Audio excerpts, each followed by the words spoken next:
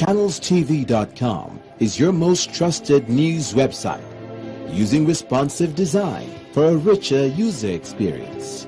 Get the latest information as it happens: politics, sports, business, entertainment, health, and more.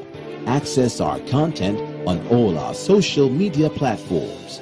To access the world, you only need ChannelsTV.com. The news at your fingertips. Businesses around the world are evolving. On Business Incorporated, we track developments from country to country, from emerging markets to developed economies. Let's take you through every detail of every story. Watch Business Incorporated weekdays on Channels Television.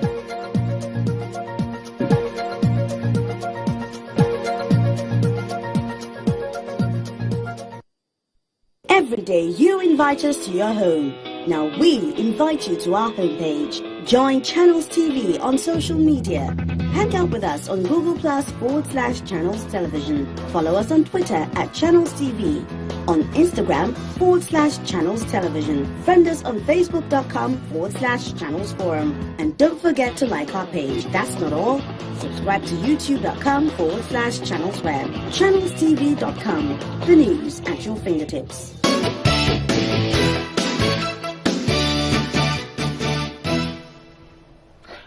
Welcome back. We're still having in the studios with us General Paul Boro, who is a special advisor to the President on Niger Delta affairs. Well, General, you were telling us about this group of people, the second group of people, and what they're not happy about. What precisely are they not happy about? What are they agitating for? I really do not know what they're agitating for, because by now they should have come up to say what they want and how they want it to be. But I am saying venting anger on pipelines is not the best approach towards resolving what the issues are, and that the government is open to discussions, open to dialogue as a way forward towards resolving this important conflict that has been ongoing in Niger Delta. Are you confirming to us that in spite of the Vice President's comment over the weekend, that the government has not changed its stance on dialogue with the Niger Delta militants? Government has not changed its stance. The government is still open to dialogue as a way forward towards resolving this resource-based conflict. Is there a committee? Is there a group that they can meet, you know, in private, in public? Because some people also question the sincerity. From some of the comments that we read online, some people say that they are questioning the sincerity of the president's aides. In some instances, they've even gone as far as mentioning names. Have you seen those concerns, and what is government doing to address them? You see, there are a group of people who, as far as they're concerned, they must blame individuals or blame institutions as a way forward towards resolving conflict. You see, when you are sincere about resolving a conflict of this nature, resource-based conflict, is a very serious matter. You don't blame. Talk about how to resolve. Be creative as to how to resolve. Is the best way towards resolving this type of conflict, because it affects all. Our economy is being affected. What do we do about revamping the economy so that we can move forward as a country? This is the only country we have. If we go out of this country, we become second-class citizens. So we should all put our hands together and be thinking creatively on how to resolve and not to blame. General, last week we did hear the president, because some people have talked about a political space, that they're asking for their own political space. I don't know if you've been listening to the Ijaw National Congress saying that they're asking for a national space or their own political space, you know. And then last week, it made the headlines that the president said that the unity of this country is non-negotiable. Yes. And shortly after, we did hear other groups that have been agitating for some amount of, how will I use that word now? I'm looking for the right word to use, but they've been asking for some amount of autonomy, and that's the word I'm looking for. Yes. And, you know, faulting the president on the comments that the unity of this country is non-negotiable. As a special advisor to the president on Niger Delta affairs, how would you ask him to proceed in that particular area? Yes, thank you very much. You see, Nigeria is known as a great country today because we are one. For example, I come from the south part of the country. I was born in Lagos. I schooled in the north. I've worked everywhere in the country, including out of the country with the UN. I am a complete Nigerian. Nigeria is a great country because we have to get it right. We have to live as one to move forward this country. If you leave this country as a second-class person, we are together. We should do all we can, all it takes to live as a family and move forward. If we have issues, they are better resolved amicably than using coercive means towards resolving them. I strongly believe in Nigeria as a unity, and we should move forward in that direction. So do many Nigerians, but then, you know, there has been over time this question of, you know, whether or not Nigerians want to, how Nigerians want to live together, as it were, you know, and that has led to so many conferences, the last being the 2014 national conference that held. And some people are saying that this government doesn't seem to be looking the way of that national conference. Will it be one of the things that you'll advise the president to look into and see perhaps how he can implement some of the recommendations there? Do you think that it would remedy some of the things that we're beginning to see, especially in terms of agitations around the country, especially from the South? Yes, thank you.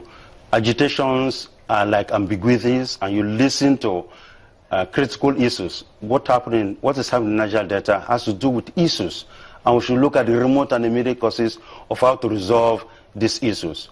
So we should be strategic enough to get these issues right and ensure that they are resolved amicably, and not thinking of breaking or having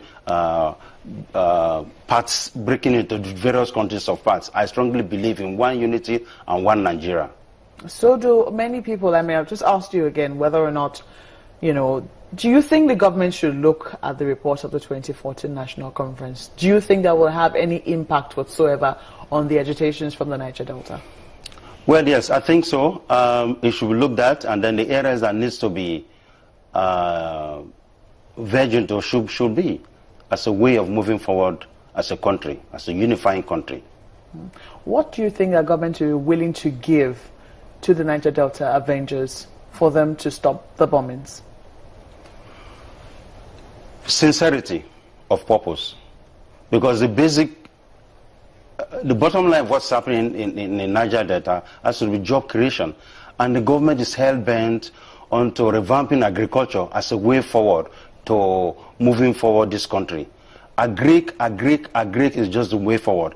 It's not only total dependence on oil. We should be looking at other sectors where we can develop, and the government is hell-bent ensuring that the agri sector is well developed. So if that area is well developed, as the government has come up with plans on that, I think it's a very good way that Avengers should look at and see how they can also tap into it. Individually, collectively, as a country, we should go on agric as a way forward to advance in our country. The government is looking towards agriculture in the Niger Delta in spite of all the pollution there? If it's in pollution, I have said that the government on the 2nd of June, only last month, that the kickstarting of the cleanup started. It's another way of resolving the conflict. But you see, that can be stalled if the insecurity challenges as it's ongoing. So if the area is not having this type of challenges, you see that we start early, and then to also create room for employment. But I'm talking about agric because the government is concerned about agriculture as a way forward for advancement in the country generally. And particularly, I'm very concerned about what is happening in Niger Delta. And I think agriculture is one area that can employ a lot of persons that are job seekers. In what areas? I mean, when I asked you that question about what government was willing to give, you said that they were willing to give sincerity. But what more is government willing to do to show the Niger Delta militants that it does mean well, and that, you know, it's not going to deal with them as if they were criminals? What is happening right now is enough. The president, during the Ramadan period, invited persons from Niger Delta and openly said he is willing to ensure stability in Niger Delta region, and that the development of the entire country is his concern, and that is very much concerned about what is happening in the Niger Delta, and that the Avengers should also be willing to listen to this dialogue as a way forward towards resolving the conflict. I'm just wondering, you know, in terms of sincerity, yes, in terms of show, in terms of, because we do recall that the last time when government did issue this amnesty program, there was initial distrust. A lot of Niger Delta militants did not believe that government was going to live up to its promises, especially considering the bombings that had happened there before. And it took some time before the militants eventually started coming to lay down their arms and ammunition. And there was a time window. There was a window in which they had to do that. And government had to do a lot of, you know, talking through their leaders, there was a lot of outreaches through different people to ensure that these militants eventually bought into the program. Yes. You've talked about how dialogue is one of the options that government is exploring. But when you look at how, you know, the comments that we've heard here and there, and even the comments that are coming from the Niger Delta militants themselves, you have to ask, you know that there is a bridge, or there's a gap that needs to be bridged. What exactly is government doing to ensure that this gap is bridged? Thank you very much. Again, how do you measure sincerity if you yourself are not sincere? You can't see someone and be doubting the person if you have not opened the corridor for discourse. You see, let's have some sincerity even within ourselves. Don't keep doubting. When the amnesty program started, there were doubts by the ex-agitators that they may not hold. But eventually, they too are amazed that it came to pass, and they're all enjoying the benefits of the amnesty program. So it's not good to have a pre-mindset on doubt. Open up, and then you say that it will go well. Does government have a committee that is propelling this dialogue that they intend to have with the Niger Delta Avengers, or that they're having currently? Yeah, like I said, it's ongoing, and that's why things are calm, because, like I said, dialogue is just the only way that we can employ towards resolving this type of it's a resource-based conflict of this nature. It's dialogue. Even the Avengers themselves should also make themselves available towards resolving this conflict, as using dialogue as a strategy towards achieving a win-win situation. Well, you say things are calm. There was a bombing on Friday, wasn't there? On Friday? Yes. Well, what about the bombings? I would never associate myself with such, because, like I've always said, it is not the right way to resolving conflict of this nature. It is not the best way to vent anger on pipes. Discuss the issue. If it has to do with law, employ lawyers to resolving the issue. If it has to do with administration, then allow that administratively. I've always talked about that. That is the best way towards resolving issues of this nature. Resource-based conflict worldwide are very sensitive, but it's not venting anger on the pipes that can resolve it, because it affects both the environment as well as the economy, which is key and the common factor even for the Avengers. So it's better to resolve this issue amicably than to vent anger on pipes. There's no way in the world this is happening. Nowhere, only in Nigeria. So we should stop it and be open towards dialogue as a way to resolving this conflict. Do you think government is going to have another amnesty program? I do not think so, because the program, though succeeding, is very expensive. And with what is happening presently, our economy is not in its right status. So it's not it should not be an ongoing or sustainable program. The government is doing all it can to ensure that people disarm and then they are employed. It's better to gain employment than to wait for an amnesty program. I'm talking about this based on my knowledge of what we're experiencing in the amnesty program right now. It is very difficult to sustain the program. The resources are not just available to sustain this program. So to talk about another amnesty is difficult. Let's be sincere about it. Let's be thinking of how to create jobs. Let able-bodied men and women think of how they can engage in job creation and develop the country than to think of an amnesty program. It's better to work than to think of a program that will be giving you some stipends every month. I think it's better and it's more honoring to be employed, to create jobs, and move on in life than to wait for an amnesty program. It's more dignifying. So what would government be willing to give if this dialogue is taking place, and the militants of course will have the agitations and what it is that they feel, you know, they're agitating for?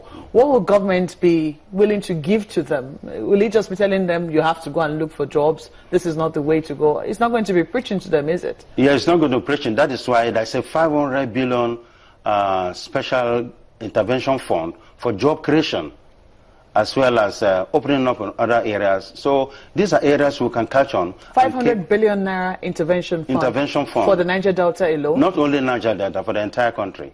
It's there. It's domiciled in the presidency. It's open to all. You can access it and then get a lot of information about that through the internet. 500 billion naira. 500 billion, yes. To ensure that people are employed. To ensure job creation. How does government hope to deploy that? Well, the details are contained in that portfolio. If you Google into it, you get the details, and it's available for job creation as well as ensuring poverty is alleviated generally in the country. General, tell us about the amnesty program. We do know that the president said that, you know, the amnesty program will have to wind down. What date precisely are we looking at?